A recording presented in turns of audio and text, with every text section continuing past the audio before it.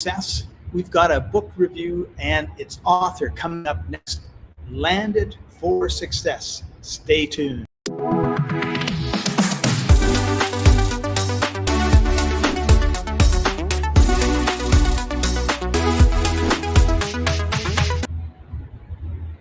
Wrong.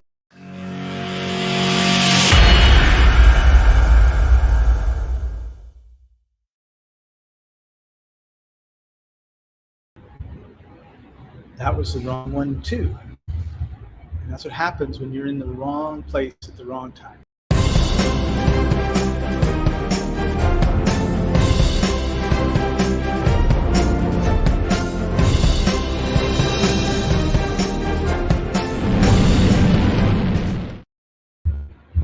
Welcome everybody, this is Books Cafe. Sorry about that. I've got a new program that I'm using for live stream called Melon app, and I love it, but I'm still not used to it, and unfortunately I was in a different profile for a new, so you got a sneak peek at my newest live stream, which will hopefully be starting next week, dealing with crypto.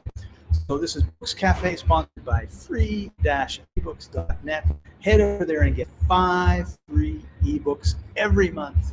Sign up, it's free. 5 ebooks are free, and we've got over 22,000 people visiting us every week looking for great books. And if you're an author and you want to have your book featured and put in front of almost 1 million people a month, head over there, and when you join, there's a little tick box, become an author.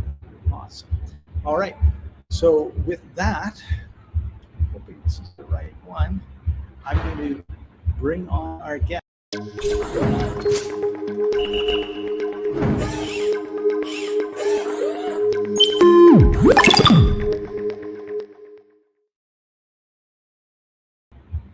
Yes, our guest is a famous author from Toronto, Ontario, Canada. He's written a number of books. I've known him for ages. He's a wonderful entrepreneur, wonderful author, wonderful person, great dad, almost said mom, great dad and husband. And welcome to the show, Gordon. How are you doing today? I am doing well. Thank you so much, Scott. It looks like you're having loads and loads of fun there. I am. I'm in Panama City, Panama I'm in Panama for the month, and that's why I got this hat. I have this thing where everywhere I go, I lose stuff. And wow. So I lost my baseball cap. It was my favorite. And then I lost a second baseball cap. I was out of hats. And of course, when you're in the tropics, you don't want to be in the sun with nothing on your head. So I thought this is the perfect opportunity. I always wanted to get a Panama hat. There you go. Panama, instead of Panama Jack, it's Panama Scott. That's right, Panama Scott. So, Gordon, for those of our listeners and watchers who don't know who you are, how about giving us just a little background on your life? Absolutely. Well, Scott, first of all, thank you so much for the opportunity to be here. And I remember being in Panama many years ago, the rainforest, the Panama Canal, on the boat, and I'm so jealous. Like the background that you have right now, you can see right here. You mentioned about me being a dad. Well, this is my I don't even know what the word is, Scott. It's my new life. My baby grandchildren. So even my office here has been turned into every now and then a space for my baby grandchildren. So a little bit about myself, Scott.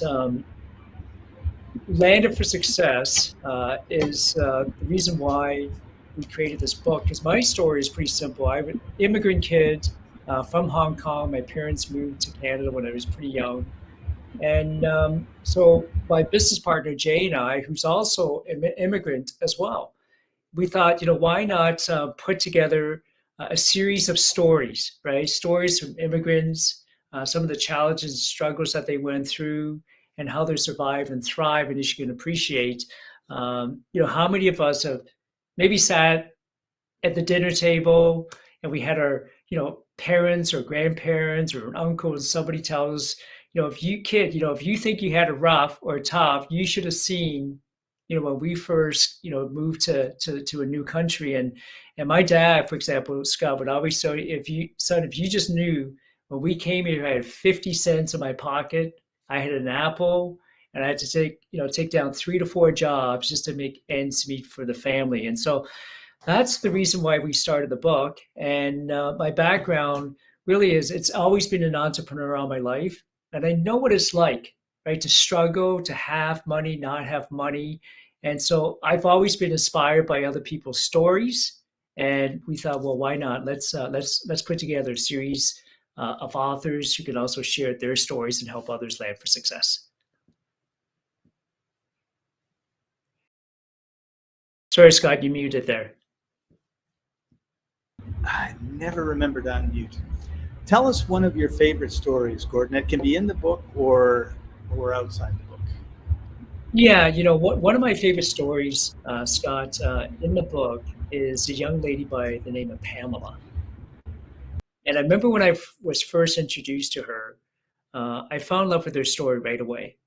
She was a single mom, raising 2 little girls on her own, I believe around 3 or 5 at the time. I could be wrong with the ages, but very young. And her ex walked out on them, took the matrimonial home, took a business they had together, and she had $110 in her pocket. So, man, I'm a dad, right, with 2 girls and a baby granddaughter. If that was my daughter's ex, everyone talks about the word forgiveness a lot, don't they? I'd be looking for a baseball bat. That would probably been my reaction. But she didn't give up. She didn't give in, and she was able. I don't want to give away her story. She was able to turn it all around. Single mom, start a business. Today has a nice business, thriving business, and a nice home to live in. So how do you survive and thrive through circumstance like that?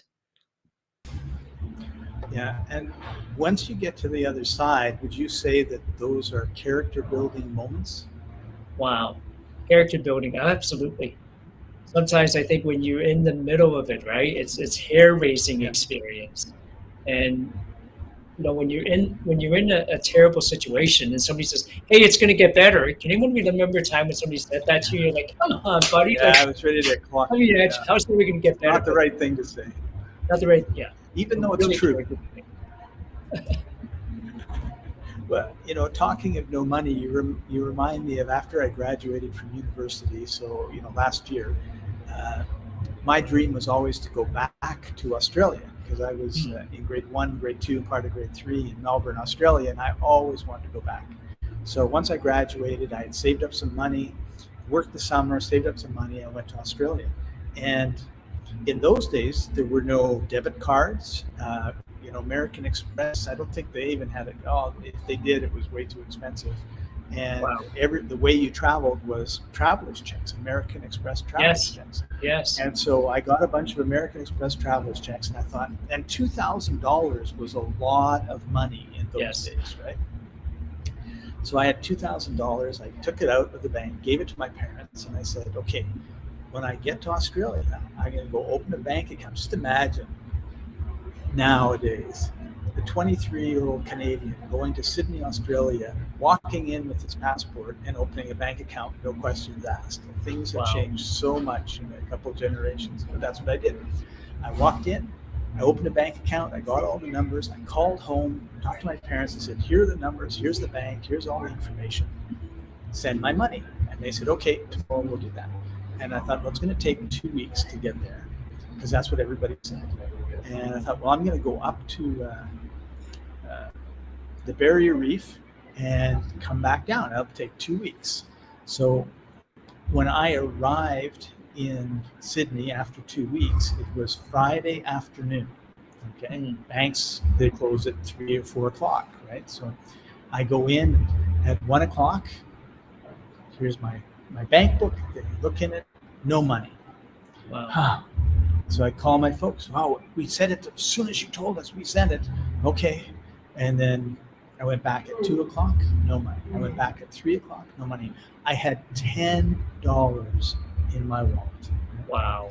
And I thought, wow, what am I going to do? So I went back at 3:30, closed at 4, no money. Ah, so I don't know what I'm going to do. I knew if I could get to Melbourne, which was a 5-hour drive, and I don't know how much the bus was now that I think about it.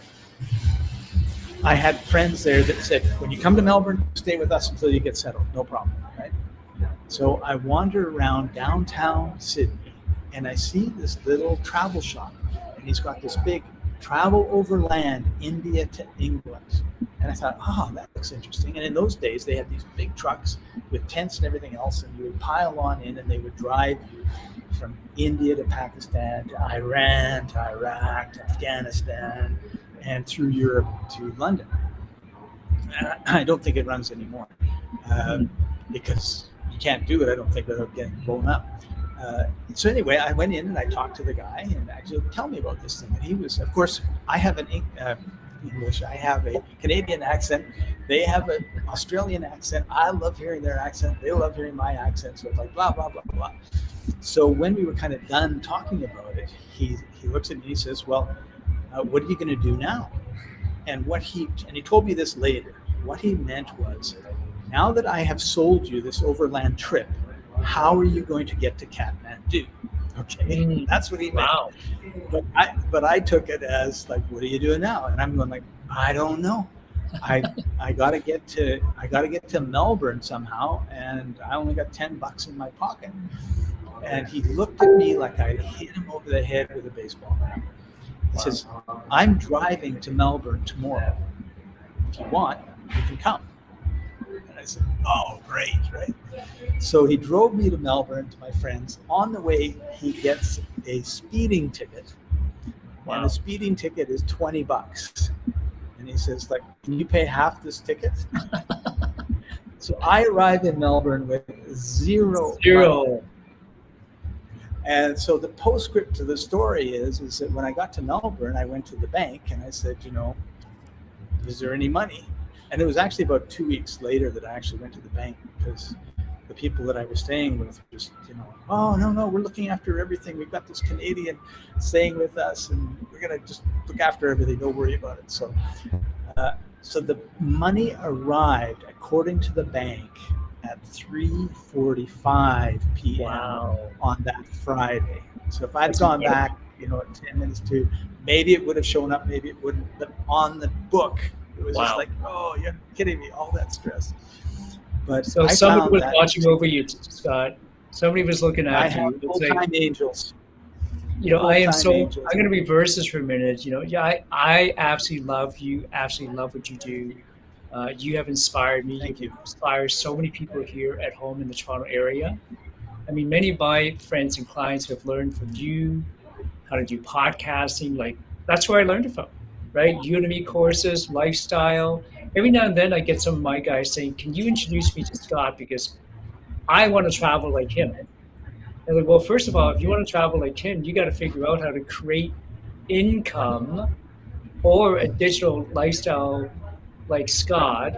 And it's not easy, because I think people probably think, oh, he's got it made in the shades, right?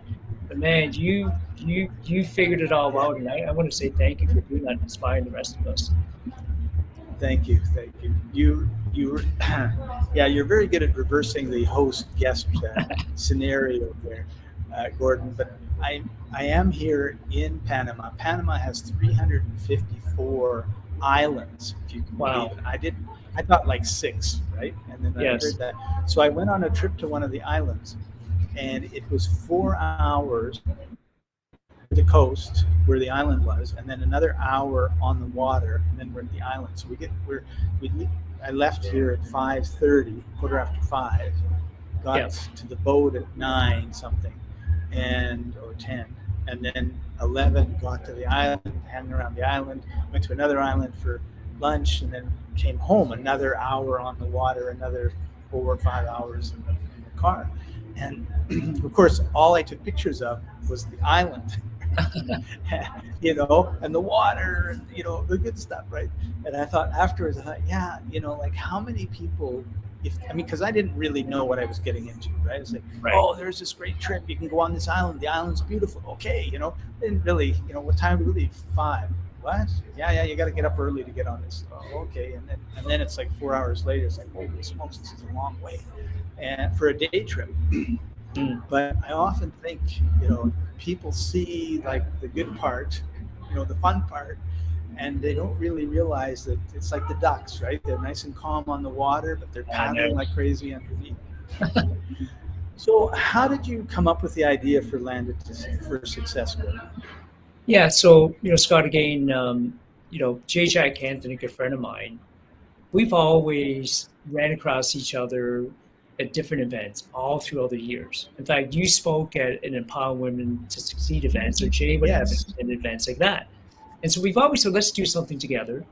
And just prior to the pandemic, we got together and said, well, let's do books, right? Again, he's got immigrant stories, I got immigrant stories. When I was Right. young, probably 8, 9, um, when you're younger, you're more resilient. So as a kid, I couldn't speak the language. I was bullied a lot. I didn't like school. And then Jay, on the other hand, Scott, as a teenager, I mean, as a teenager, you're facing some really, different stuff as well. And I won't go through his story in his book, but he talks about he had some choices to make in life: hang out with the wrong crowd and be in Right. prison, right, for the rest of his life, or choose the right crowd. But that's a story for another day. So that's how we started the book. And then we took the book, we said stories, let's do live events where people can come together, share stories, network. And guess what? COVID hit. And so we just couldn't do live events. And 90% of my business is live events, live events. So for the last 2 years, we've had adversity. We have not been able to do what we want to do. And so we pivoted, and everything we do is online, which has been a huge blessing in disguise, right? Travel, Right. expenses, and we've still been able to grow, authors. Not only in the first book, now we're launching the second book. Awesome. So, what's some advice that you can give new and upcoming authors? Like, what's your number one tip? Just be you guys. Like be real, be you, and know that you are unique. I mean, you are special. You have a story that's yours. Nobody else has your story, right? Right. And don't be afraid. Don't be afraid to tell your story. Don't be afraid to share your story, because your story it's got the power to really help somebody else. So just be you, be authentic, and find your voice. And when you're ready, share your story.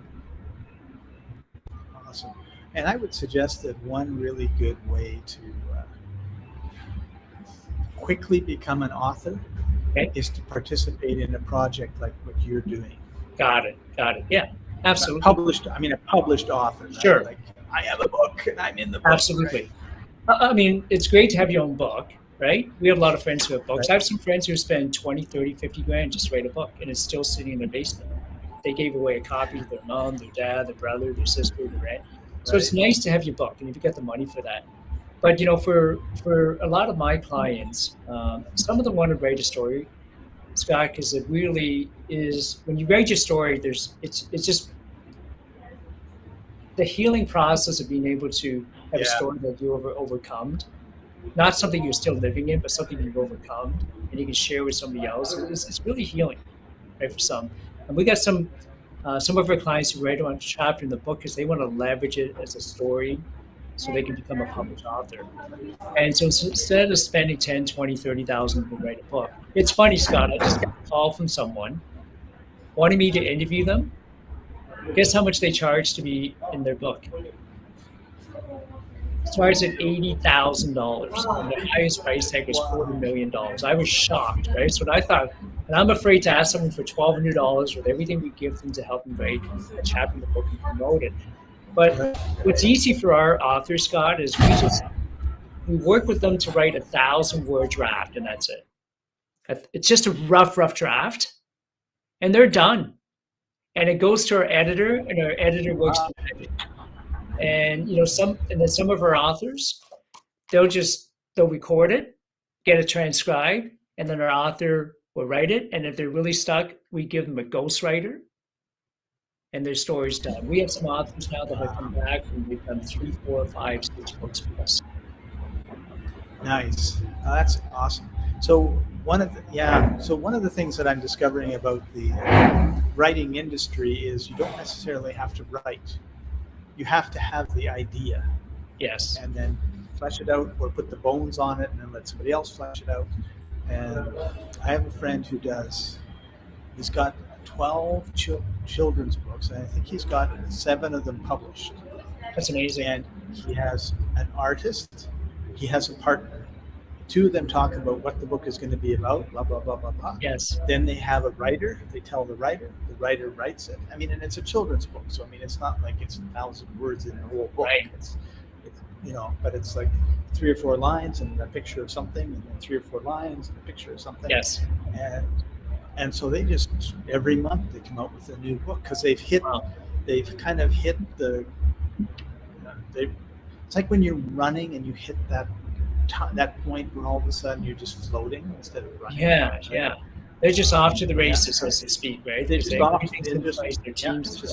We're just going, right? There's the finish line, and we're just going. Yeah. And so that's what happens. They get together, they have this idea, they think about the ideas a little bit, then they give it to the writer, they give it to the artist, the 2 of them do their thing, and they give the feedback, and then the book is printed. Wow, I would love to pick their brain, Scott. I have a children's book that's on the shelf, and it's about a young boy with autism. Oh. It's such a beautiful story. I actually didn't write it. My daughter wrote it when she was in school. And so I'm working with her right now to look at how do we publish this young boy with autism.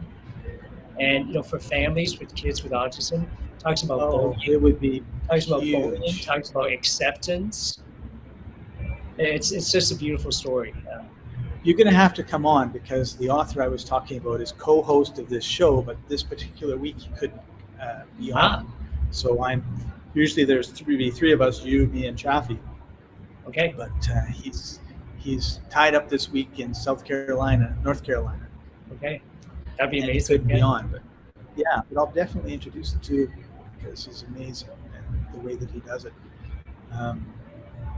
I've also been involved with a book similar to yours in terms of a number of authors writing a chapter. Okay. And what I really liked about it was, Scott, November 30th is the deadline.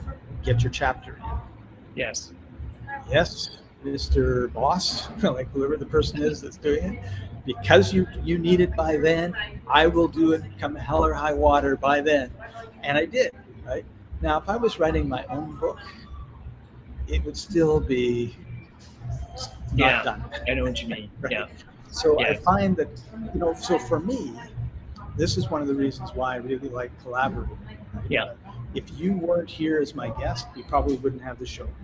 Right. Because, it's just like, no, why bother, right? And we all have a part sunny here what's that? We all have a different part that we play, right? Yeah. That's right. And some people, and I am so envious of them, like they do their thing and they do their project and they don't have to talk to anybody or be involved with anybody and it's only them. I just go like, wow, I have tried that like 50 times unsuccessfully, right? I keep going back to, I guess it's my character and my personality, right? And but I think if you're an author and you are serious about it, but you procrastinate on it, in other words, you're just not making any headway, yes, and you get with someone like Gordon and say, you know what, I want to be a part of your book, and because not only you always need to have mentors too, and you bring that to it, but just the fact that this book is going to be published on this day, so we need to have it ready by this day, and we need you to have your part done by this day. Yes. Then it gets done, right? And it gets financial done. Commitment. Yeah. It was like what you talked about ahead. Podcasting, Scott. I forgot the platform we were using. That you're so good at being ahead of technology. But I remember you and I did a podcast together one time, and I asked you, like, why do you always have co-hosts? And I think you said something like, it's because it makes me accountable to show up. See, if it's just me, it's easy to wake up in the morning and say, maybe I won't do it. But if I knew Scott's going to do it. I'm in Panama. Sunny, okay? I Yeah. like the beach, right? You Yes. know, So I got to show up, or else I'm letting you down. right. Right. So same as writing. If I've got 20 other authors, like in this book, 19 other authors, if I don't get mine in, then I'm letting the other 18 folks down.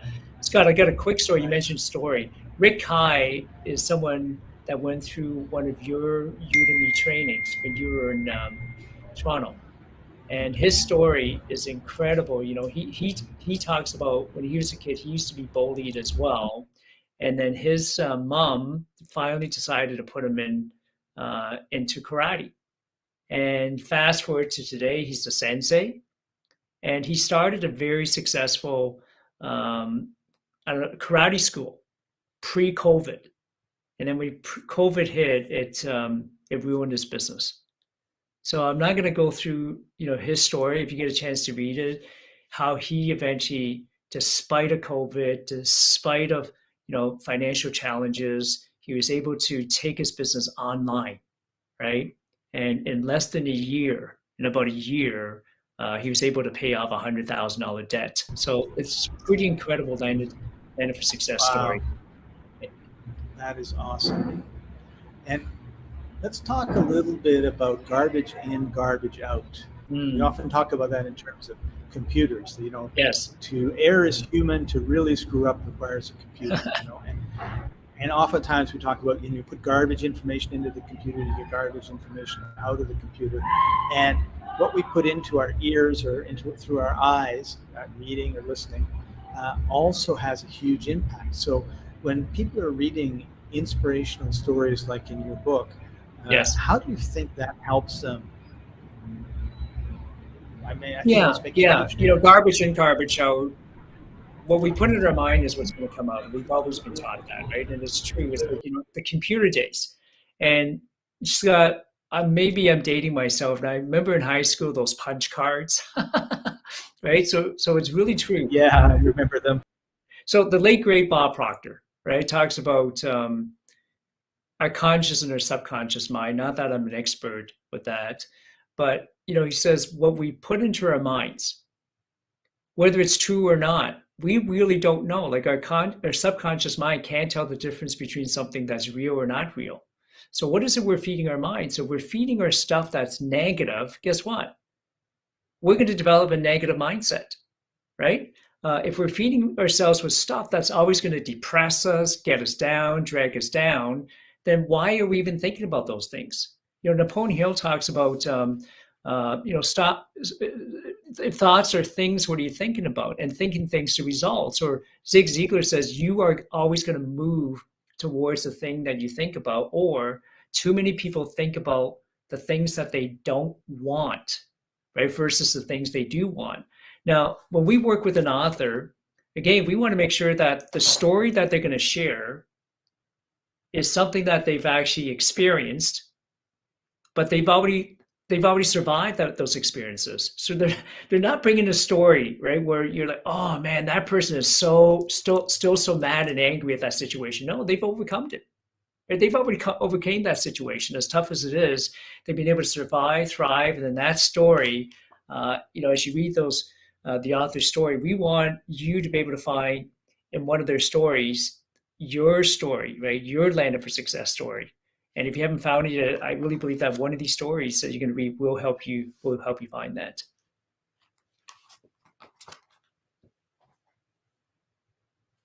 Sorry, Scott, you're muted. That's beautiful. I really appreciate that, Gordon. One of the things that I did not ask you beforehand, and I should have, is where can someone go to get the book? Yeah, that's easy. Just go to Amazon, any of the Amazon links, right, .ca.com, and just type in the word Landed for Success. Now, this is volume 1, okay? So the Kindle version is now available on Amazon. You'll see Landed for Success.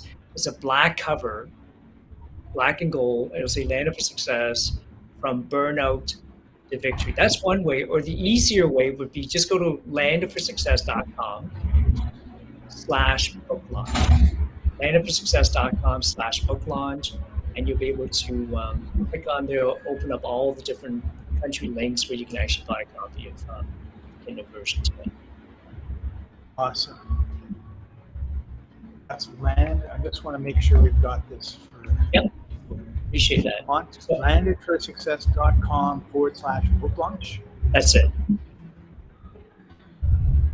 And what happens in a year from now? Will it still be good? Yes, yes. Not going to go away? I don't think so because we're volume 3 will be coming up in the fall, and then the same thing will happen over again. And I keep on going back to empower women to succeed. When you were one of the speakers, my good friend Randy, she's now a 9 times international bestseller. So that series keeps on rolling along, and Wow. we're hoping to do the same. And Scott, you also you spoke on that stage with my friend Elliot Hiller, and I remember Yes. folks were saying to me, Gordon, you have an Empower Women Succeed event. Why do you have 2 men coming in to speak? But both of you, you guys are standing ovations. But both of you guys when you spoke. But I remember one thing about you never met Elliot's friend Keith. Keith is in this book.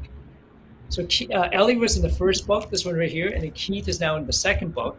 And you mentioned $20. If I could share this last story, that would be great because I have to hop on a call with Hong Kong. Scott, Keith, talking about $20. Back in 2019, Keith is a mature businessman, family man, but he's gone through a number of businesses, number of industries, if you can imagine, and he's been beaten up. He's made money, he's lost money. And in 2019, he was at a point where things were not happening the way he wanted to financially. And he said, one day I was at the gas station and I had to call my buddy Elliot. Can anyone relate to that? I don't know if anyone's actually been that down and out, right? And he had to call me. He said, hey, could you please meet me at the gas station? Because I need $20 or 20 pounds, whatever it was to put gas in the car. Well, 2 years later, fast forward today, Scott, I saw you're so good. You talked about investing before, you talked about cryptocurrency. Some people laughed at crypto. Make a long story short, Keith has done so well. I don't know if I should be telling, actually, he didn't write about it in the books. I can share this part of the story because he shared it online. But make a long story short, he this summer, he's done so well financially. He's donated to charity, but he went and he bought a home. You hear people go talk about buying a $200,000 car and people laughing and say, how are you going to finance it? Right? Because you walk in your shorts and a t-shirt and a hat like that Scott has. It like, maybe this person doesn't have money. And then you take out 200,000 cash and you buy a car, right? Guess what? He bought a beautiful home this past summer, and it was let's just say it was a couple million pounds. And when the agent said to him, sir, how would you like to finance this? Would you like me to help you get financing a mortgage? And he looked at the real estate agent and he said, it's okay, I'll just pay cash for it. Right. So that is awesome. That is awesome. Guys, listen, 2 years. Amazing what 2 years difference make. And then you get people saying to me, how did you become so successful in 2 years? He says, Gordon, I didn't become an overnight success for 2 years. It took me a lifetime. It took me a lifetime to get here. Yeah, that's so true. That's so true. Everything we do is building blocks, creating the foundation of our life. And Gordon, I want to thank you for the difference that you've made in so many people's lives, helping so many authors get their message out. And one of my friends once said, Scott's helped all these people podcast, and he probably has no idea how many people those people have helped because he was able to help them. Yes. And you're the same way. You've helped a lot of people get their message out, Yeah. and it's just impacting the world in such a wonderful way. So thank you very much. We've coming to the end of our time. I know that you have another call. Do you have one last thing you'd like to share with the audience before we go? Yeah, absolutely. Again, don't be afraid to share your story. Your story has the power to help inspire and motivate someone else. And share your story, pay it forward, and then teach somebody else how to do it. Scott, you taught me how to share my story with a podcast. And the first time I did a podcast, I was so scared. I like, is I there anyone remember. there? Is everyone listening? Like, are they going to laugh at me? What do I have to say? No, you have something to say. Okay. And like Scott mentioned earlier, you have to find a coach, you have to find a mentor, you have to find a group of other authors that that you like, trust, that can actually help you together become a published author and share your story. Please do that. Don't let anything hold you back and stop you from doing it. Right. And Gordon, if somebody wants to be a part of your next book or the next book or the next book, depending on Yes. how you watch this, can they just go to landedforsuccess.com and yes, they can. They can go to landedforsuccess.com/authors. Okay. So in fact, Scott, I'm glad you asked that, because the first book, like anything that's new, it was like pulling teeth. I hope there's no dentist in there, right? You try to get people to try to be part of the first book. And then this second one was much easier. And the third book, we have about 20 applicants already for the wonderful book, right? We just got a new author from Bahrain. We just got an author from California who went back to India a few weeks ago, and she competed in the Mrs. Universe India contest. Wow. And she actually won it. Like, she is Mrs.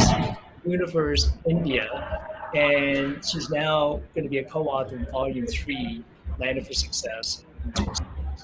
So yeah, please reach out. I'd be happy to have a conversation with you, and let's see if there's a fit here or not for you to be an author with us. Wonderful. Well, thank you very much for your time and your generosity, Gordon. Really appreciate you and having you on the show. Thanks for joining us, everybody, and we'll see you next time.